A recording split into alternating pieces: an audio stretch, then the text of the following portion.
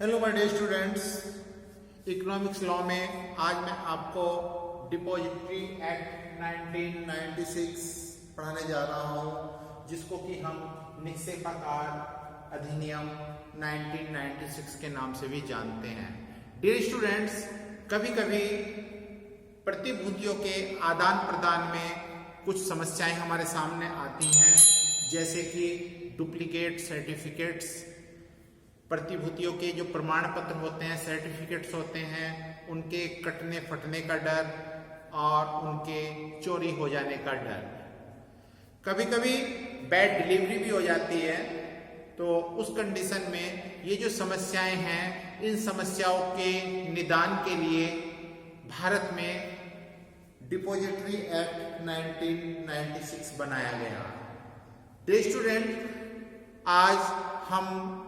आज के लेक्चर में इसी चीज पर आपसे डिस्कस कर रहे हैं कि ये डिपॉजिटरी एक्ट क्या है और इसमें कौन कौन सी पार्टीज होती हैं, इसमें कौन कौन सी जो मेन डेफिनेशन है वो क्या है। सबसे पहले हम लेते हैं इसकी मीनिंग। डिपॉजिटरी एक्ट जो भौतिक प्रतिभूतियां होती हैं, भौतिक प्रतिभूतियों के आदान प्रदान में अनेक कठिनाई, जैसे कि खराब डिलीवरी, नकली प्रमाण पत्र, रास्ते में प्रतिभूतियों का खो जाना, प्रमाण पत्रों का कटना फटना या प्रमाण पत्रों का चोरी हो जाना या प्रमाण पत्रों के ट्रांसफर होने में देरी होना, इस तरीके की समस्याएं प्रतिभूतियों के आदान प्रदान में आती हैं। इन समस्याओं के निदान के लिए निक्षेपागार अधिनियम 20 सितंबर 1996 से संपूर्ण भारतवर्ष में लागू किया गया।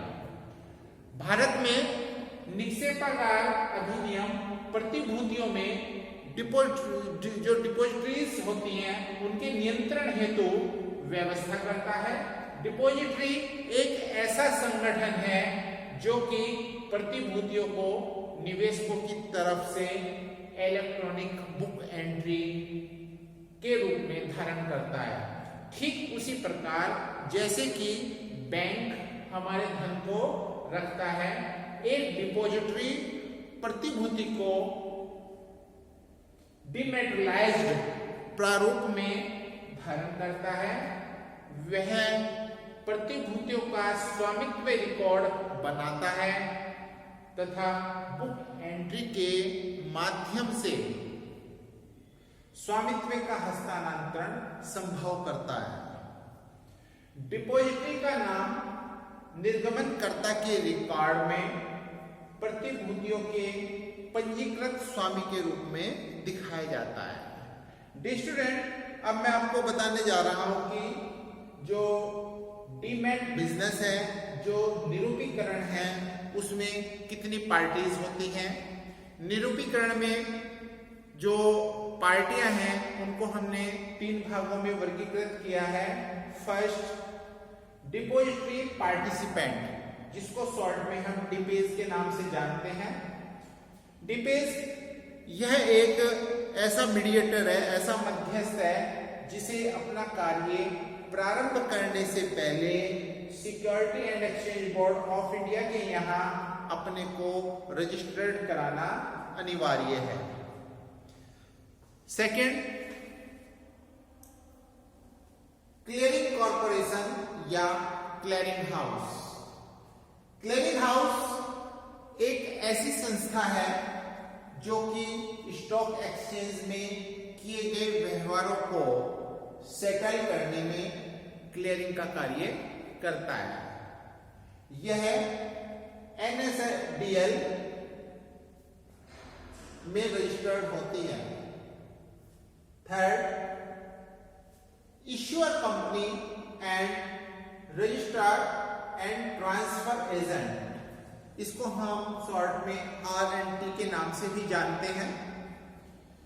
निरूपीकरण की जो प्रक्रिया है उसमें जो रजिस्ट्रार एंड ट्रांसफर एजेंट होते हैं, ये एक महत्वपूर्ण भूमिका निभाते हैं।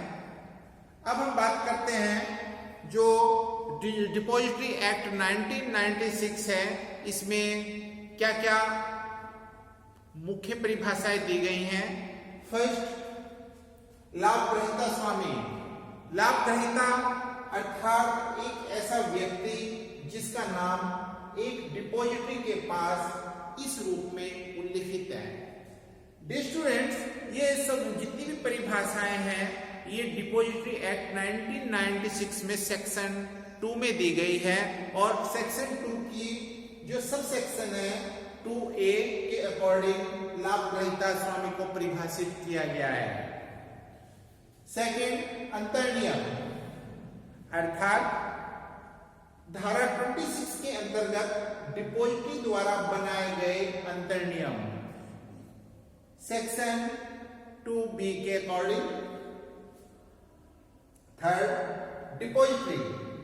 डिपॉजिटरी अर्थात कंपनी अधिनियम 1956 के अंतर्गत निर्मित तथा पंजीकृत एक ऐसी कंपनी जिसे सेबी एक्ट 1992 की सेक्शन 12 सब सेक्शन 1A के अंतर्गत पंजीकरण का प्रमाण पत्र दिया जा चुका है।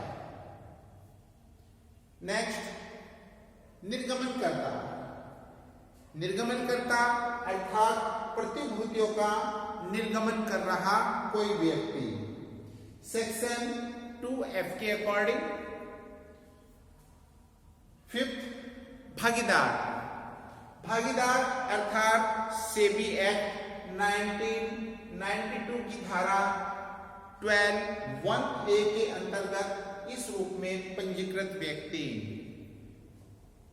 सेक्शन 2G के अकॉर्डिंग इसको डिफाइन किया गया है। 6, रिकॉर्ड।